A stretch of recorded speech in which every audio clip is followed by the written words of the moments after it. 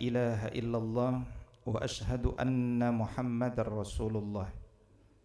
Allahumma fasalli wa sallim wa barik ala sayyidina Muhammad sayyidil mursalin wa ala alihi wa sahbihi ajma'in, amma ba'du.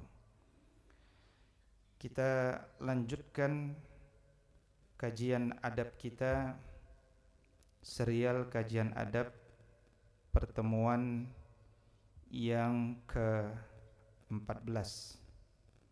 Pada sesi ke-14 ini, materi yang akan kita kaji adalah terkait tentang bagaimana kita sebagai seorang suami membaguskan adab kita kepada istri kita.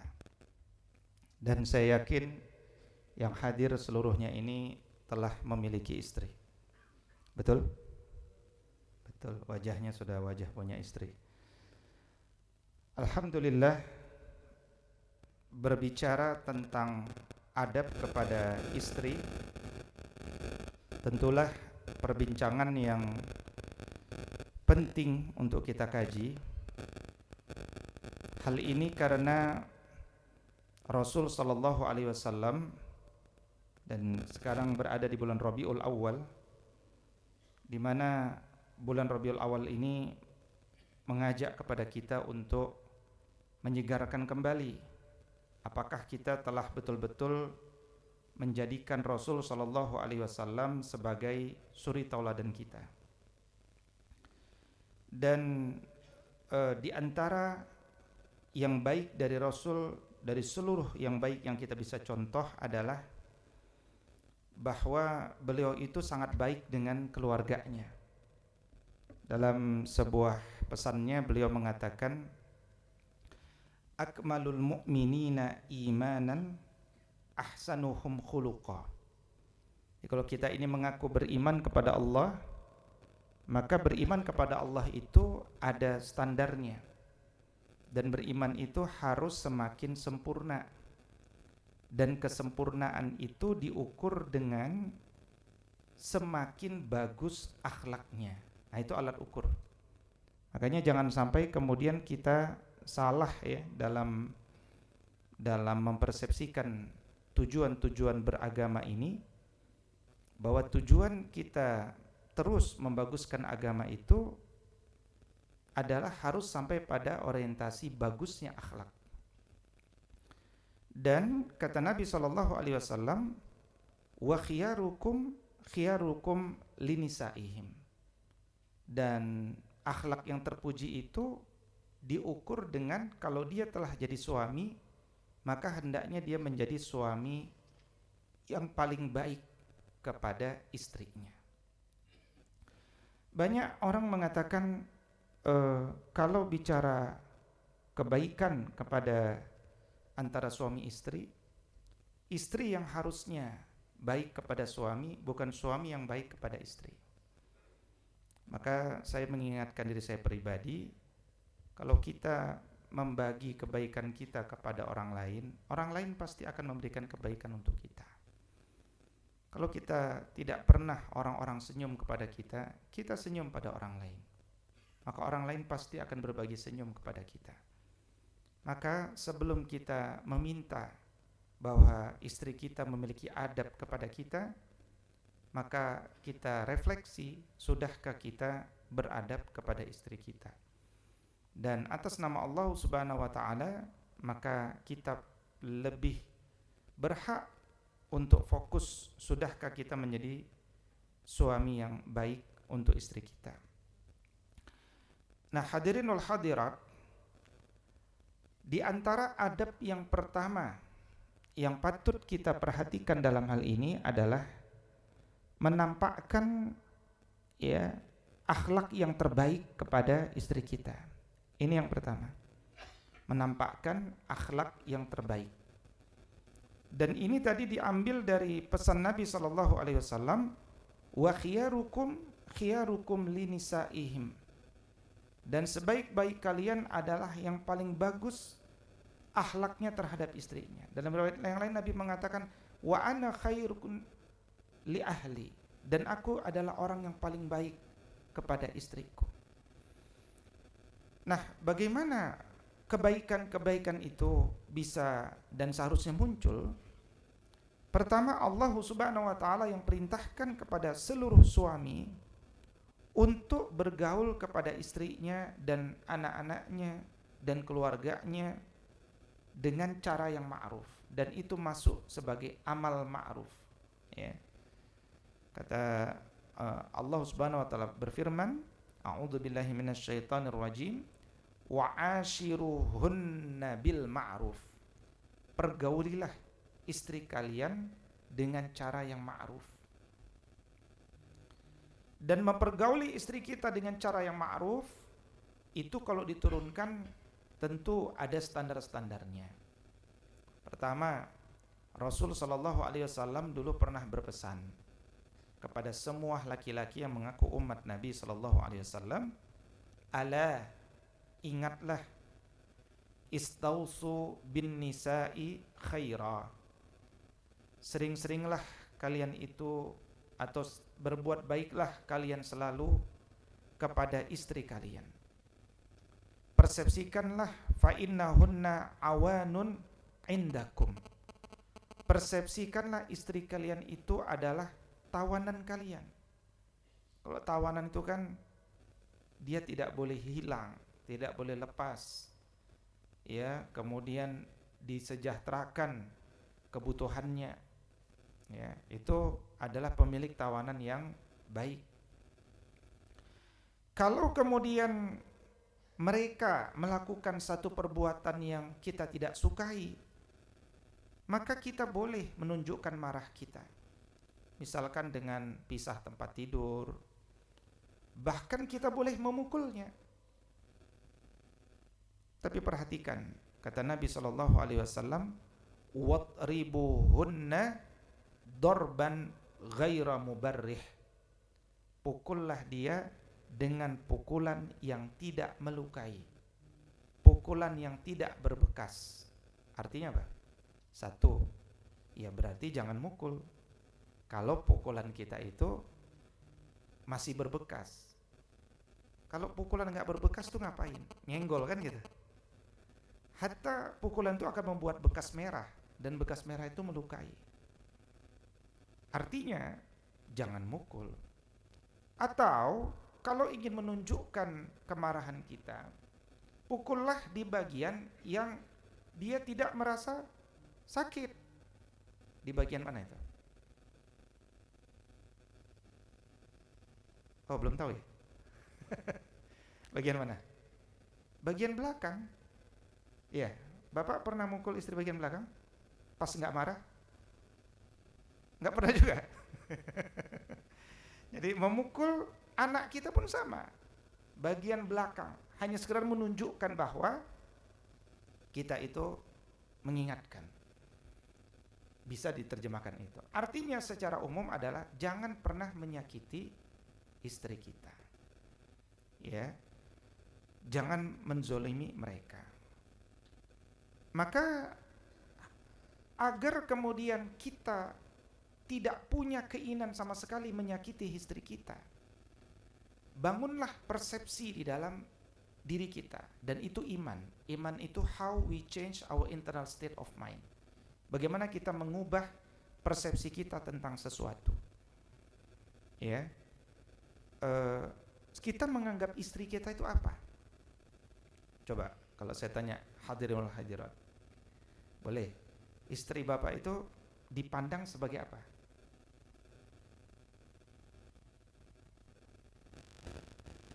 Mitra kerja, mitra strategis, ya. Ini sering investasi soalnya. Mitra strategis. Bapak? Teman hidup luar biasa. Bapak? Apa, Pak? Bingung. Baik, apapun Masya Allah luar biasa.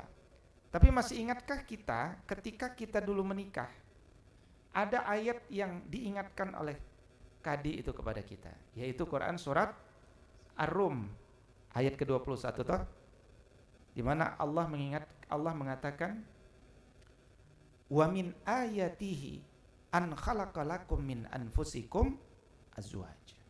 Ini satu contoh persepsi benar yang datang dari Allah, yaitu apa? Persepsikanlah istri kita itu salah satu dari ayat Allah. Dia adalah salah satu dari tanda kebesaran Allah. Nah, kalau kita udah memandang istri kita ayat Allah, kira-kira kita mau nggak merendahkan ayat Allah? Kira-kira begitu kan? Ini persepsi nih. Makanya sesekali bolehlah panggil istri kita, wahai ayat-ayat Allah SWT. Ayatnya satu aja ya. Wahai ayat Allah SWT. Kalau ayat-ayat cinta itu susah nanti. Ayat-ayat ya, soalnya ayatnya ada dua gitu ya. Kalau ayat cinta boleh. Jadi kalau kita sudah persepsikan bahwa dia ayat Allah, dan kemudian kita akhirnya ingin berbuat baik kepadanya, itu bukan karena kita sekedar mencintai Allah. Kata orang alim itu supaya kita tahu itulah cara untuk dicintai Allah. Dia orang soleh itu bukan sekedar ingin mencintai Allah, tapi orang soleh mencari bagaimana supaya bisa dicintai Allah. Dan cara supaya bisa dicintai Allah itu salah satunya adalah dengan memuliakan semua ayat-ayat Allah. Ini alam semesta ini ayat Allah nih. Maka jangan pernah rusak alam semesta. Ya, jangan melakukan kezoliman dengan alam semesta. Alam semesta semua ini adalah ayat Allah. Al-Quran adalah ayat Allah, kita muliakan. Istri kita ayat Allah, gitu. Nah, persepsi itu akan membentuk sifat cinta yang sebenar-benar cinta. Nabi SAW pasca istri pertamanya Khadijah binti Khuwailid bin Asad bin Abdul Uzza bin Qusay wafat, ditanya suatu ketika oleh Amr bin Al-As radhiyallahu ta'ala anhu, ayyun nasi ahabbu ilaika, siapa orang yang paling engkau cintai? Ternyata sebelum beliau bilang Abu Bakar, Umar, Utsman gitu kan, itu siapapun, ya itu di teman hidup itu dulu yang pertama kali diingat, ya kan? Siapa dia? Aisyah. Fakultu minar rijal, kalau dari laki-laki siapa yang paling kau cintai? Kata beliau, abuha, mertuaku. Ya kan? Bapaknya dia, itu yang paling aku cintai. Kenapa kita bisa mencintai istri kita? Ya tadi, karena memang di balik kesuksesan kita, kalau kita mau jujur, itu ada kontribusi istri kita yang luar biasa. Ya kan? Banyak di antara kita yang nikah belum punya rumah, ya belum punya tempat tinggal, jabatan masih rendah, bahkan mungkin belum bekerja. Tapi istri itu mengundang rizki dari Allah. Ya, hampir saya ngomong setiap istri ada rezekinya. Langsung saya koreksi tadi kan. Jadi istri itu mengundang rizki. Setiap anak ada rezekinya, itu yang primer ya. Makanya jangan pernah sakiti hati istri. Ya. Nah, kalau nanti mau oke lah kita kaitkan dengan menikah 2 kali. Boleh Pak nikah 2 kali? Orang pajak boleh nikah 2 kali? Boleh. Caranya gimana Pak caranya? Diajukan ke atasan. Kemudian persetujuan istri pertama. Wajib dong. Kalau itu dilakukan, Bapak tambah taat beribadah enggak? Tambah. Lakukan Pak. Iya kan? Tapi kalau kita menikah 2 kali, malah kemudian kita jadi pendusta, jadi malas beribadah, jadi bukan malas lah, nggak sempat beribadah karena ngurusin ini gitu kan? Tinggalkan. Karena tujuan menikah itu adalah menyempurnakan agama. Udah sempurna nih menikah 1, menikah 2 malah hilang agamanya kan? Kenapa? Karena kita disebut pendusta. Kok pendusta Ustaz? Ya pendusta lah. Hari Selasa besok kemana? Saya ke Bandung ya Mi. Ya, Bandung ya kan. Sampai kapan? Sampai Rebo. Selasa Rebo. Pekan depannya Selasa Rebo lagi. Pekan depannya Selasa Rebo lagi. Kemana? Ada proyek pajak nih di sana, ya kan. Terus berulang-ulang begitu. Maka kata Nabi SAW, orang itu nanti di akhirat disebut kadzab.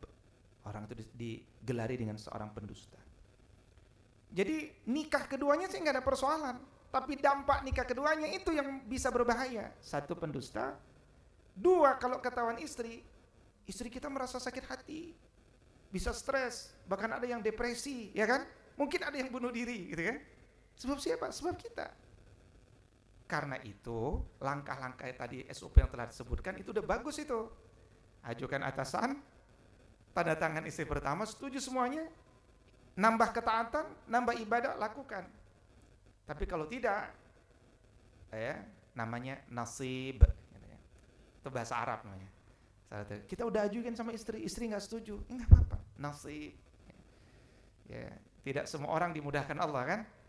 Tidak semua orang dimudahkan Allah. Cintai sepenuh hati. Nah, saya mengumpulkan kata cinta dalam Quran itu, ada banyak kata cinta, ada 50 lebih kata cinta dalam Quran itu. Itu kalau diperas jadi al-jam'u taufik, ya, kumpulkan apa benang merah di antaranya. Cinta itu adalah memberikan sepenuh hati kepada orang yang kita kasih tanpa henti. Itu cinta. Jadi cinta itu enggak meminta apapun. Ya. Cinta itu memikirkan apakah aku sudah memberikan yang bisa kuberikan kepada istriku. Itu cinta. Ya. Makanya pahami Pak, psikologi wanita itu penting. Bapak-bapak kalau merenung-renung, makhluk yang namanya perempuan itu unik Pak. Ya. Kadang-kadang dia marah, kadang-kadang dia minta maaf, kadang-kadang dia unik ya. Istri kita itu unik. Ya. Dan itu kenapa? Kata Nabi SAW, al-mar'ah kad-dila'. Istri itu seperti dila'. Ad-dila' itu tulang rusuk yang paling atas paling bengkok. Itu gimana tuh? Artinya dia itu berada dalam kebengkokan. Kalau kita lurusin dengan paksa, dia patah. Kita biarin nggak dinasihati, nggak ada lurusin, dia tetap bengkok. Maka perlu seni. Dia perlu seni. Dan karena kita sadar bahwa kesuksesan kita pun hari ini ada kontribusi dan dukungan dari istri kita yang itu, gitu kan? Saya bilang yang pertama salah juga nanti kalimatnya. Yang sekarang gitu kan, apa ya kalimatnya? Ya, dukungan istri kita. Maka yakinlah di balik setiap kesuksesan kita itu ada istri di sana. Dan umumnya di balik kegagalan seorang laki-laki ada wanita lain di belakangnya. Makanya saya sering renungkan, rezeki kita itu ada pada dua wanita, Pak. Satu, ibu kita. Dua, istri kita. Coba renungkan, betul nggak itu ya? Betul nggak sih Pak? Kalau belum betul coba buktikan aja nanti ya. Tapi ketika kita menambah satu tanpa ridho kedua perempuan ini, itu rezeki kita hilang Pak, pelan-pelan. Ya, saya tidak memastikan, tapi sekedar dengerin sharing dari orang-orang curhat sama saya gitu ya.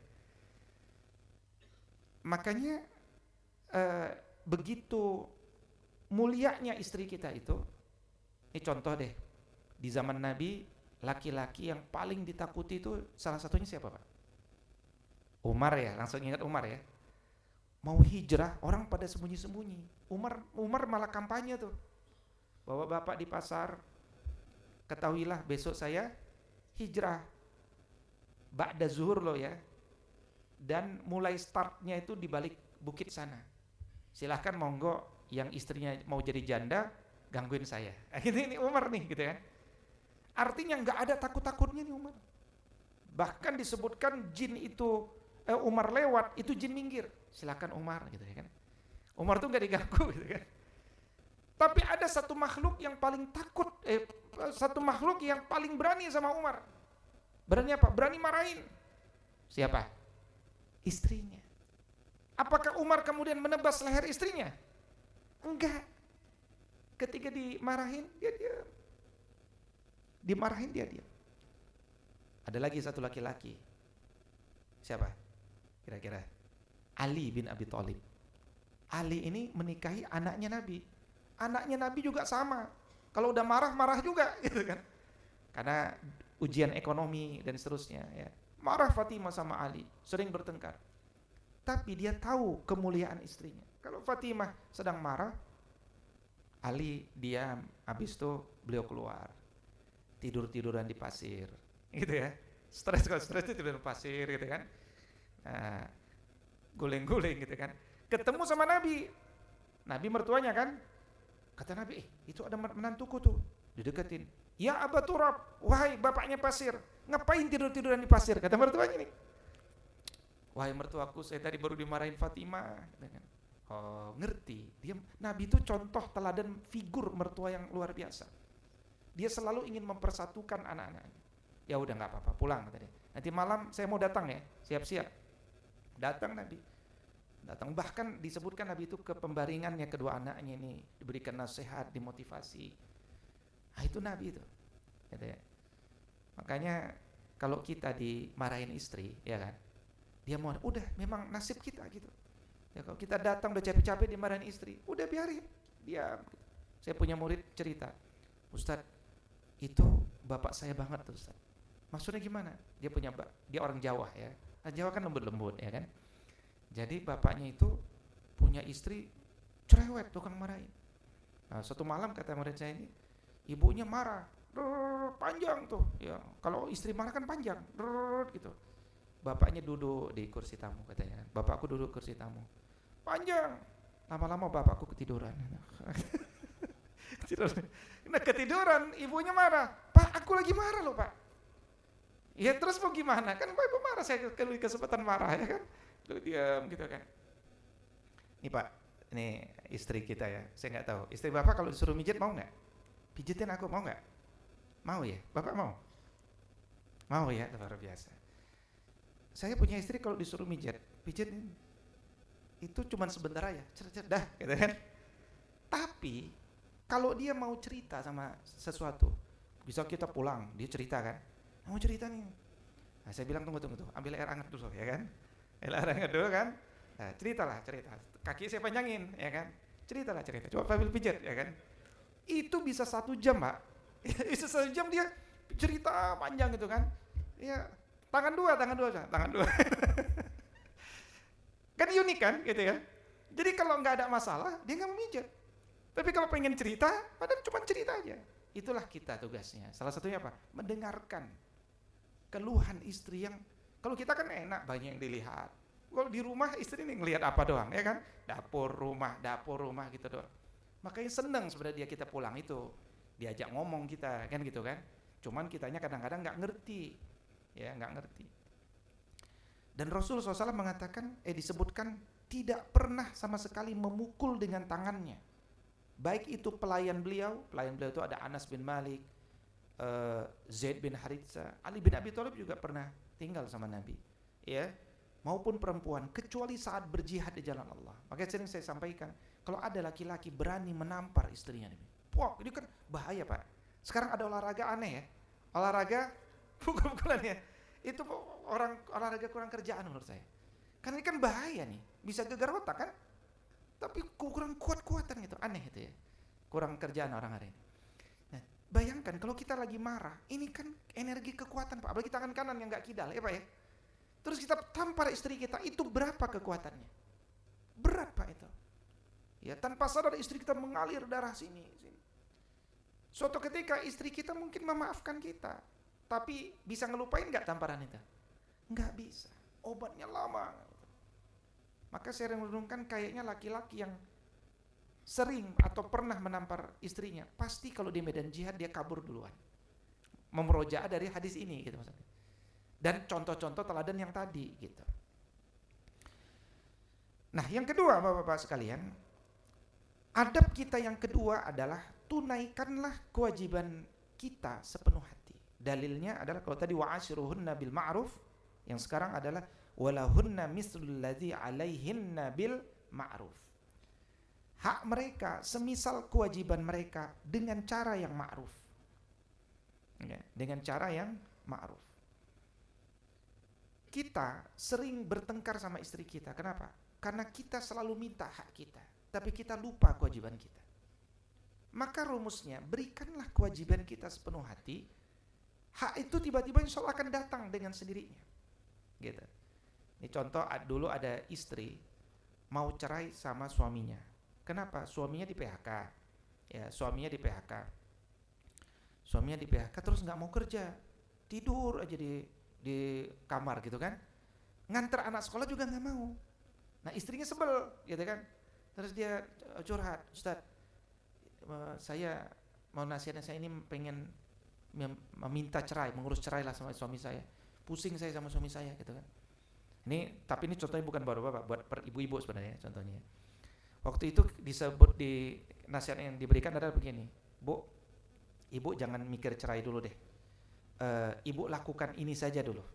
Apa? Pijat-pijat suami, ya kan? Tanya, engkau ridhomu kepadaku berapa persen? Ya, kira-kira itu aja dulu, ya kan? Nanti seminggu balik lagi kita bahas lagi, gitu kan? Nah, nggak sampai 3 hari itu ibu tuh nelpon lagi. Dan dia bilang waktu itu, Ustadz, saya nggak mau cerai, Ustadz. Nggak jadi cerai. Kenapa? Suami saya udah berubah. Ternyata ini dari pihak istri ya, kalau laki-laki yang bersoal, dia pijat-pijat istri, Mas capek Mas, pijat-pijatin. Mau makan apa Mas? Gitu kan. Ini apa Mas? Mas ridhonya berapa persen sama aku? Sekian. Nggak ada nyuruh apa, nggak ada nyuruh jemput anak atau nggak ada. Tiba-tiba mulai berubah suaminya, ya, mulai berubah. Mi, aku kayaknya pengen cari kerja ini nih. Mi, aku yang aja yang nganter anak sekolah. Mi, mulai ada perubahan. Ternyata yang dirindukan wanita tadi adalah perubahan aja. Dan gara-gara itu dia bilang, udah saya nggak jadi cerai, suami saya berubah. Nah maksud saya ini saya ceritakan adalah, kan istri nggak minta kewajiban tadi, dia nggak minta hak kan, dia cuma minta kewajiban, dia cuma melakukan kewajiban dia, dan ternyata berubah. Ya, contoh lagi ada cerita benar, seorang bapak nggak pernah mau ke masjid, ya, ibunya rajin majelis taklim. Ketika ditanya kenapa, kenapa Pak nggak mau ke masjid? Kata dia gini, males saya Pak ke masjid. Soalnya kalau ke masjid yang menang istri saya itu. Kenapa? Istri saya itu kalau nyuruh saya ke masjid marah-marah dia. Saya males ke masjid kalau karena marah-marahnya dia. Ada tuh bapak-bapak yang begitu. Ya. Jadi karena istrinya mengajaknya dengan marah-marah, suaminya punya ego, nggak mau dia ke masjid. Gitu. Ada yang begitu. Makanya sering kita nasihatkan kalau kepada perempuan ya, laki-laki itu nggak bisa dipaksa, dikeras, diajarin, nggak bisa. Ya, karena dia punya psikologinya sendiri, ini psikologi laki-laki namanya, gitu. Nah, sekarang kita bicara laki-laki. Apa kewajiban kita kepada istri kita? Tentu jawabannya kewajiban memberi nafkah. Oke. Bapak-bapak sudah memberi nafkah, pertahanin Pak. Dan kata Nabi SAW, 1 dinar yang kita keluarkan di jalan Allah, 1 dinar yang kita keluarkan untuk memerdekakan budak, 1 dinar yang kita keluarkan untuk orang miskin, itu kalau dibandingkan dengan 1 dinar yang kita keluarkan untuk keluarga kita, pahalanya lebih besar untuk keluarga kita. Ya. Di sini kita mulai belajar adanya pemisahan antara harta suami dengan harta istri, betul? Oh enggak ya? Ada yang kemudian menganggap harta istri sama suami itu harta bersama. Ya, wahai istriku, ini rumah kita bersama. Benar nggak tuh? Enggak kan? Karena negara ini belum ada sertifikat hak milik bersama, belum ada. Kalau tidak sertifikat hak milik suami, sertifikat hak milik istri. Maka nafkah itu membangun satu persepsi bahwa seorang laki-laki yang bekerja, dia wajib untuk memperhatikan pertumbuhan rekening istrinya. Wabil khusus istri yang tidak bekerja. Kalau ini tidak muncul dalam ide pemikiran kita, berapa banyak istri sudah 15 tahun menikah, rekeningnya malah berkurang tidak bertambah. Bahkan berapa banyak istri yang maharnya itu dipinjam lagi sama suaminya. Dan ketika dipinjam, suaminya memandang, kan yang minjem suamimu, bayaran nanti aja menjelang sakit-sakit mau meninggal baru dibayar. Ada yang begitu. Ini faktanya begitu. Nah, di sini kemudian kita ubah persepsi dengan ilmu. Ternyata satu, memberi yang paling utama itu adalah kepada istri kita sebelum kepada orang lain. Sebagaimana membayar hutang yang paling pertama adalah kepada istri kita sebelum hutang kita kepada orang lain. Root cause sumber rezeki itu ada di sana gitu. Ya, root cause sumber rezeki itu ada di sana. Makanya suatu ketika, ini setiap pagi ya, kalau kita setiap pagi kita bingung mau infak kemana, ingat kepada istri kita. Dan ini hadis ini berlaku umum, termasuk berlaku kepada istri kita. Ya, disebutkan bahwa setiap kita datang pagi hari, dan kita tahu waktu pagi itu waktu yang diberkahi Allah, karena Nabi telah berdoa kepada Allah, Allahumma barik li ummati fi bukuriha, ya Allah berkahilah umatku di pagi hari ini. Maka di pagi itu kalau kita menuntut ilmu, kita bekerja, kita berinfak, itu amal yang besar. Dan di pagi itu akan ada 2 malaikat yang Allah utus kepada setiap manusia. Dan mereka berdoa untuk kita, ya Allah, berilah ganti kepada orang yang senang berinfak. Tapi ada juga orang yang mengatakan, ada juga satu malaikat mengatakan, ya Allah, berilah kebangkrutan kepada orang yang tidak berinfak. Nah, dari sini apa inspirasi yang kita bangun? Kalau kita ingin rizki kita dimudahkan Allah, berinfaklah. Dan berinfak yang paling utama nomor 1 kepada istri kita. Istri kalau kita infak, ini kita curhat, istri saya Ustaz tak pernah senyum sama saya Ustaz. Udah tahu belum sekarang sumber masalahnya? Karena setiap pagi kita nggak pernah infak kepada istri kita. Kita ini sudah merasa berinfak karena apa? Karena kita selalu memberikan infak bulanan sama istri kita. Gini, bahasanya begini ya, ini coba antum analisis bahasa ini. Umi, ini uang 1 juta buat makan kita bersama, kan begitu ya? Makan kita bersama. Dalam hati istri, kok kecil amat ya 1 juta, gitu kan? Tapi kata dia nggak ngomong, kata suaminya, sabisa-bisa kudu bisa. Ya katanya, sabisa-bisa kudu bisa. Nah alhamdulillah, mungkin suami itu sangat beruntung, dia menikahi istri lulusan Fakultas Akuntansi Syariah, IPK 4, lulus 3,5 tahun, gitu ya. Summa cum laude lah pokoknya. Jadi dia tuh sangat pintar mengelola. Nah ketika dititipi 1 juta, dia kelola dengan standar yang tidak berkurang, terjadi efisiensi cost efisiensi sebesar 20%. Nah itulah manfaat kalau punya istri itu summa cum laude. Nah pertanyaan saya, berarti terjadi sisa 20% dong? 20% ini uang siapa?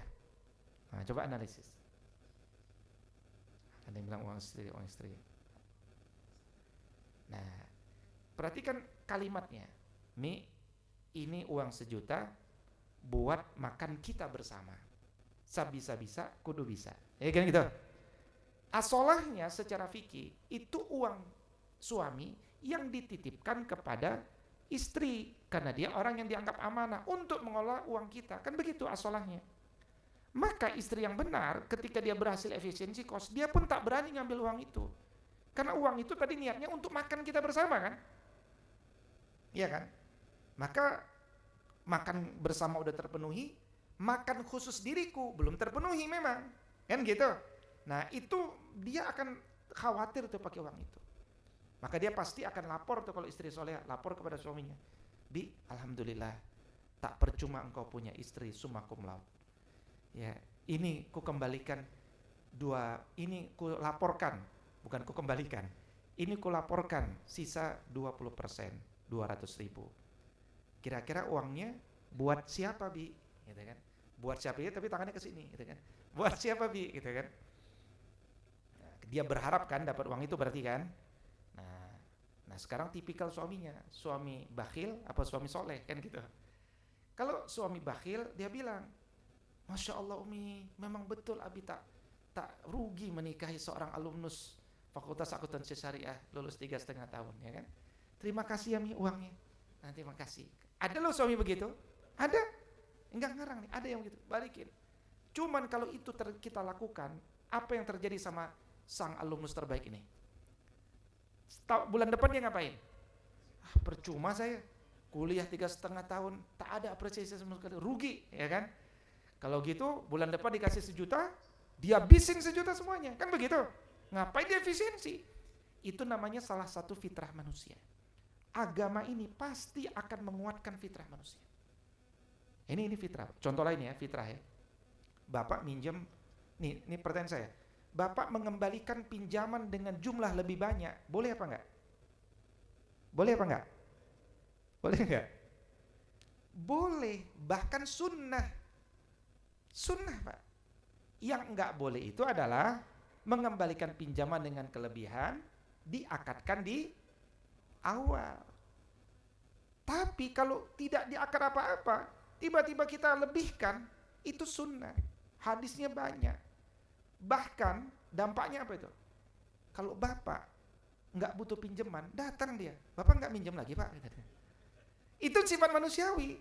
Sama bapak minjem motor, ya tadinya full tank, ngembaliin kedip-kedip, gitu kan? Itu pasti nggak ada yang mau minjemin lagi sama bapak suatu ketika. Itu manusiawi. Nah agama itu mensunnahkan sesuatu yang akan menguatkan ukhuwah gitu loh. Ini suatu ketika gini ya. Suatu ketika ada gini, bapak kenal Abdullah bin Mas'ud ya? Kenal nggak? Tahu ya. Jadi dulu ada 4 Abdullah yang bersinar, anak-anak muda di zaman Nabi. Abdullah bin Umar, ahli tahajud. Abdullah bin Zubair, mujahid. Abdullah ibn Abbas, ahli takwil. Nah, ada Abdullah ibn Mas'ud, bacaan Qur'annya bagus. Menikah, Allah takdirkan dia tidak jadi orang kaya, gitu ya. Tidak jadi orang kaya, ya. Hidupnya apa adanya. Nah, suatu ketika dikisahkan istrinya dapat rezeki. Maka sebagai istri yang baik dia minta nasihat dari suaminya. Wahai suamiku, aku alhamdulillah dapat rezeki. Mohon nasihatnya, kepada siapa ya infak ini kau berikan? Aku pengen berinfak dari rezeki itu, gitu kan. Apa kata suaminya? Kan suaminya miskin nih. Ya kan? Kata suaminya, "Wahai istriku, enggak kau tengok di depanmu nih orang miskin." Ya. Ini dalil-dalil lain Pak yang menjelaskan harta laki-laki dan harta perempuan itu harus terpisah. Ya. Selain nanti manfaatnya untuk waris, selain manfaatnya untuk macam-macam. Selain manfaatnya untuk ada keberkahan infak. Kalau harta bersama kan enggak ada cerita infak. Ya. Maka enggak kau tengok ini. Kata istrinya, enggak percaya aku. Masa ngasih sama suami? Ngasih sama orang lain. Itu kan mindset orang umum tuh. Enggak percaya aku. Coba Abdullah bin Mas'ud, sahabat terbaik, ya, hafiz Quran, murid Nabi, ngajarin ilmu sama istrinya nggak percaya. Ini pelajaran Pak. Kalau kita belajar hadis itu jangan satu aja pelajaran, banyak tuh pelajarannya. Saya nih siang ini ceramah depan antum, gitu kan? Kapan nanti ceramah sono. Kadang-kadang kan saya ceramah sama istri, terus istri katakan nggak percaya kok, gitu kan? Terus kita mau baper. Jangan. Kenapa saya harus baper? Abdullah ibn Mas'ud aja nggak baper, apalagi saya. Abdullah ibn Mas'ud aja nggak dipercaya istrinya, apalagi saya, gitu kan? Gitu loh. Itu adab kita sama istri itu. Gak usah marahin istri. Memang istri itu unik, nggak kenal di otoritas suaminya, gitu kan? Nah, tapi yang menarik waktu itu ada Nabi masih hidup. Kata Abdullah bin Mas'ud, ya sudah kalau engkau tidak percaya, besok kita ke rumah Nabi ya. Datang mereka keluar Nabi hanya untuk ngelaporin itu, ya kan? Kata Nabi, kenapa? Ya, gangguin kita nih, waktu lagi sibuk, bahas apa? Kata istrinya, saya mau berinfak. Masa kata suamiku berinfak ke dia, bukan ke orang lain? Gimana itu menurut sebenarnya? Nabi tersenyum. Kata Nabi, Shadaqa Ibn Mas'ud. Ibn Mas'ud itu benar. Oh ya, maafin ya, akhirnya itu kan. Jadi kebayang tuh bagaimana antara istri kalau mau berinfak, perhatikan suaminya. Kan ada istri yang gajinya 70 juta, ada suaminya PNS 6.700.000 gitu kan. Ada loh begitu. Nah, banyak laki-laki, banyak wanita yang lupa untuk berakhlak seperti Khadijah. Sekarang nih banyak perempuan minta cerai, Pak. Saya berkonsultasi, itu bukan laki-laki menceraikan, istri minta cerai. Rata-rata karena apa? Karena pendapatan istri tinggi, suami. Makanya baik laki-laki perempuan itu harus punya role model. Kalau bagi wanita kaya role modelnya Khadijah, ya, laki-laki miskin role modelnya Abdullah bin Mas'ud, gitu ya, dan seterusnya. Ya. Baik, karena pesannya adalah sampai 12.50, kira-kira muqaddimahnya sampai di situ saja. Tapi dari sini saya ingin mengingatkan diri saya pribadi, yuk mari sama-sama kita belajar menjadi suami yang beradab kepada istri kita, karena itu ibadah yang luar biasa. Dan sering-seringlah berkomunikasi dengan istri kita supaya kita tahu apa maunya istri kita, dan supaya istri kita tahu apa maunya kita. Banyak keluarga hari ini punya persoalan di usia-usia 40, 45, 48, ya, 50, itu kasus-kasus yang saya tanya itu. Setelah ditelusuri, rata-rata karena komunikasi. Dan karena itu, mari kita berdoa kepada Allah, mudah-mudahan Allah rawat sakinah, mawaddah, rahmah dakwah kita. Ala hadhihi niyyah wa kulli niyatin salihah. Al-Fatihah. A'udzu billahi minasy syaithanir rajim. Bismillahirrahmanirrahim. Alhamdulillahirabbil alamin. Arrahmanir rahim. Maliki yaumiddin. Iyyaka na'budu wa iyyaka nasta'in. Ihdinas siratal mustaqim. Siratal ladzina an'amta 'alaihim ghairil maghdubi 'alaihim waladdallin. Amin amin ya rabbal alamin. Aqulu qawli hadza wa astaghfirullah li wa lakum. Mari bersama-sama kita tutup dengan doa kafaratul majlis. Subhanakallahumma wa bihamdika asyhadu an la ilaha illa anta astaghfiruka wa atubu ilaik. Al-'afwu minkum. Assalamu alaikum warahmatullahi wabarakatuh.